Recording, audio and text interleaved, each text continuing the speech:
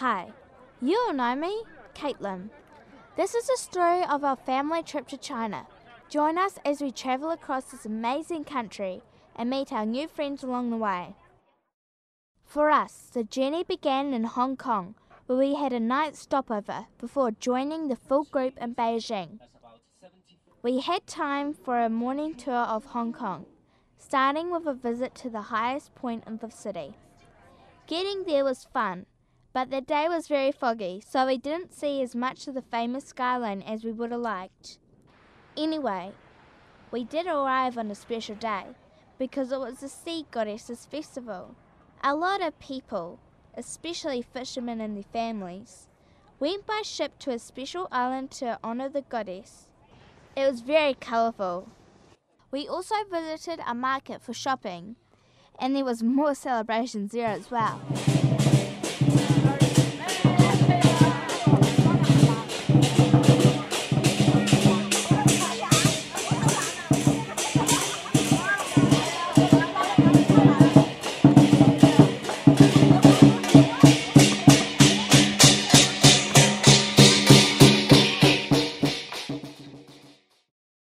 I think we all felt our trip really began when we got to Beijing, where we met the other people on our tour.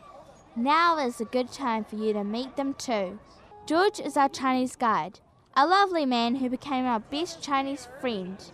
He needs a wife, so all you unattached women out there, get him quick. Please teach your New Zealand cricket team how to play cricket because they're useless. Tony and Claire come from Australia, and so do another family on the trip, Will and Hannah, and their parents, Greg and Sue. From America, we met Bill and Eileen and Ben and Amilla. Yes, I'm having a great time. And more Kiwis were in our group. John and Dorothy were from Auckland, and Rex and Alison came from Stratford, only 30 minutes from where we live in New Zealand. Our first trip out together was to Tiananmen Square and the Forbidden City. It was weird to see people begging, police just standing at attention, people selling stuff. In fact, there were so many people, it was just a little bit scary at first. But don't worry, I got used to it by the end of the trip. I couldn't believe how many people there were that day. Most of the visitors were Chinese, who had a national holiday that just started and went for a week. The crowd in the Forbidden City was insane, especially when everyone tried to squeeze into the small doors between courtyards. An ancient poet once wrote, "Without seeing the magnificence of the royal palace, one can never sense the dignity of the emperor." I wonder what an emperor would think of all these tourists crawling over his home. It wasn't dignified.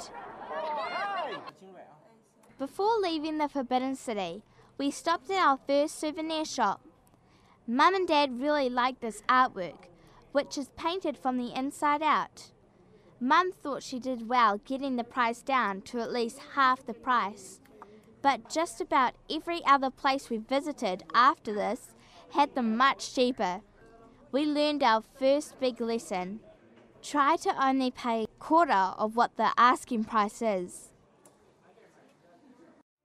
The next stop was the Summer Palace, which has a history going back over 800 years. The Chinese call this place the Garden of Nurtured Harmony. It is very pretty.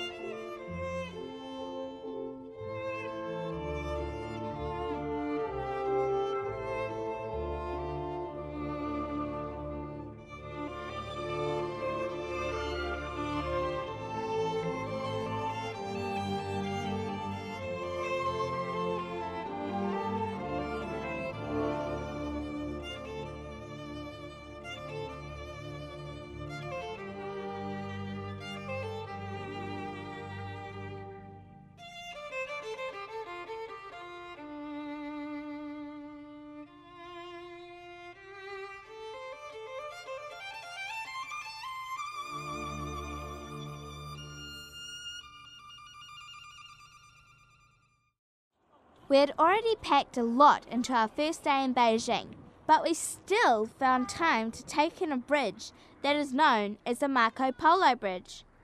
Apparently, he liked it a lot when he visited here in the 13th century. I'm sure it looked prettier when there was water in the river. Those boats are going nowhere.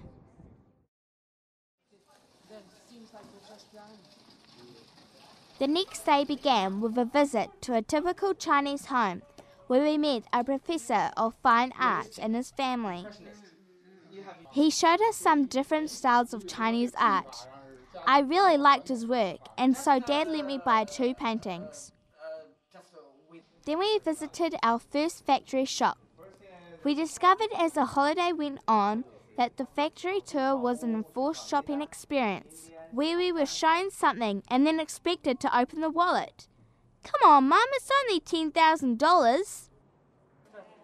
Back to the real sightseeing. We went to a Buddhist temple called the Yonghe Gong Lamasery, which was built in 1694.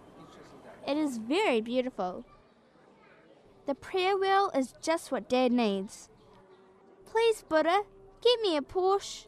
Good luck, Dad.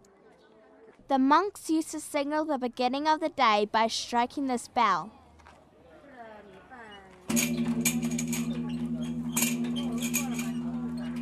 Of course, we'll be hitting it around 10:30 for Karen. Next stop was the impressive Temple of Heaven, which was built in 1420.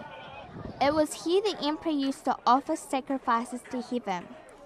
These posts inside represent the 4 seasons. This is a circular altar where the sacrifices were made.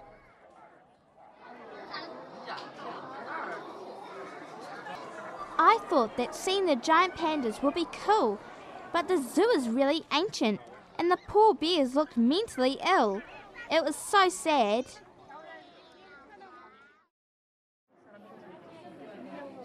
That night we went to see a Chinese opera. It was cool and not one fat lady sang.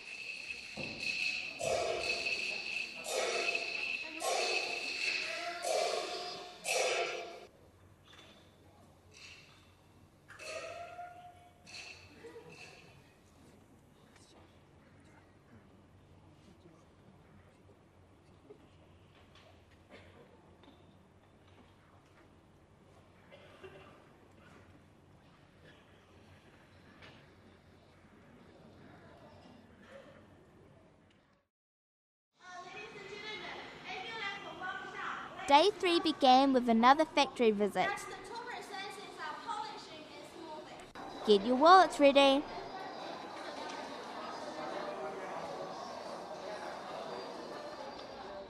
This is more like it. The Ming tombs were amazing. Through the red archway is a path known as the Sacred Way. Flanking the walk are 24 stone animals and 12 human ones. These ceremonial guards are carved out of a single piece of stone, and it is considered bad luck to climb on them. Oops! Oh well, it's only a legend. Oh no, another factory visit. I suppose this is quite interesting, and pieces like this are only 1.9 million. Dad, can we fit this on the bus? Okay, back to the real tour. This was definitely one of the tour highlights for us. The Great Wall. Thank goodness for the cable car. The Great Wall has a history of more than 2,000 years and stretches along like a dragon for over 6,700 k's. Luckily, we're only going a few hundred meters. Naturally, Kieran went the opposite direction. He said he wanted to walk as far as the eye could see, and he did.